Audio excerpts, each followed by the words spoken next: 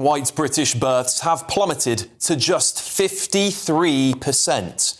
Out of 585,000 births in England and Wales, to only 310,000 of those were to white British mothers. That's new ONS figures for 2025. That's down 66% since 2020, a fall of around 1/5 in just 15 years.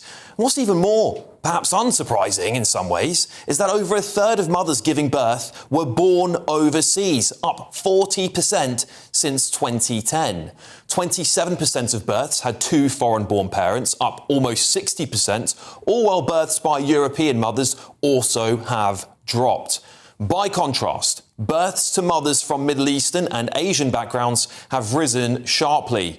The number increased from 66,300 in 2010 to 91,200 in 2025, a rise of almost 40%, mostly driven by Indian and Pakistani births. This matches the pattern across the West, because even now, in the United States of America, projections show, indeed, white people becoming a minority by 2050, 13 years before it's predicted here in Britain. So if you combine white British birth rates alongside latest immigration statistics, the trend is quite obvious, isn't it? White people will be a minority in Britain in the next few decades. Now, before people scream racism, let me say this. Race and skin colour should never, ever concern anyone, but dramatic cultural change absolutely should, because then entire political parties make their electoral offering all about foreign issues like this. আসসালামু আলাইকুম আমি সবাইকে অনুরোধ জানাচ্ছি আমার Bangladeshi community যারা এই নিয়মে বসবাস করেন সবাইকে Well, that's all right, isn't it? Mayors might not even communicate in English, like in Bolton. बिस्मिल्लाहिर्रहमानिर्रहीम मंजिल से आगे बढ़कर मंजिल तलाश कर क्या कंपटीशन भाई मंजिल से आगे बढ़कर मंजिल तलाश कर मिल जाए तुझको दरिया तो समुद्र तलाश More MPs might waste money that you earn, of course, taking time in Parliament to talk about airports in Pakistan, perhaps. 28th of March, I shared on social media the work I and colleagues across the two houses have been doing to urge the government of Pakistan to build an international airport at Mirpur.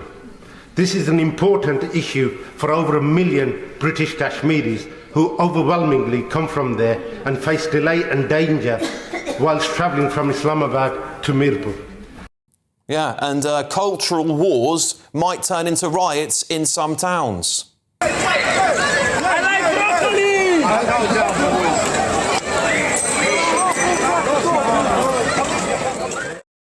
And of course, we're more likely to see things like the Pakistani rape gang scandal, which evidence suggests is at least somewhat driven by racism against white British people.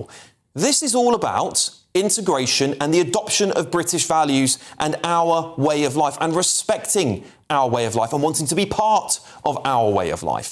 Now ask yourself this. Are there parts of this country where people have completely failed or not even bothered to integrate? If your answer is yes, which I also believe is evidently true, with this latest data plus the latest migration figures we saw last week, do you think that integration is going to get better or worse? Right? Simple question. I think I know the answer. This is why this data worries me, because the answer is almost certainly that it's going to get worse. Britain will cease to be British when our culture dies, and that is the worrying trend we are headed for.